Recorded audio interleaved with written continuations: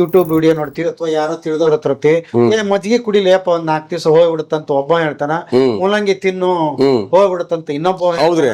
ಈಗ ಮಜ್ಜಿಗೆ ಕುಡಿ ಅಂದ್ರೆ ಹಾ ತುಪ್ಪ ಆಯ್ತಾ, ಹಾ ಬೆಣ್ಣೆ ಆಯ್ತಾ, ಹಾ ಹಂದಿ ಮಾಂಸ ಬಿಟ್ರ?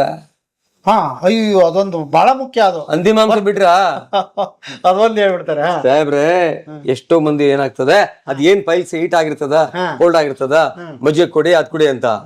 ಅರ್ಥ ಆಯ್ತಲ್ಲ? ಯಾವುದೇ ಕಾರಣಕ್ಕೂ ಗುದದ್ವಾರದಲ್ಲಿ ಏನೇ ಸಮಸ್ಯೆ ಬಂದ್ರೂ ಅದು ಸಿಗ್ನಲ್ ಕೊಡ್ತಾ ಇದೆ ದೊಡ್ಡ ಸಮಸ್ಯೆ ಮೇಲೆ ಇದೆ ಅಂತ. ನೆಗ್ಲೆಕ್ಟ್ ಮಾಡಬೇಡಿ. ಬಹಳ ಮಂದಿ ಹಂದಿ ಮಾಂಸ ಕೋಲ್ಡ್, ಅದ್ ತಿಂದ್ರೆ ಪೈಲ್ಸ್ ಹೊಟ್ಟೋಗುತ್ತೆ ಅಂತ ಹೇಳಿ ಹಂದಿ ಮಾಂಸ ತಿಂತಾ ಇರ್ತಾರೆ.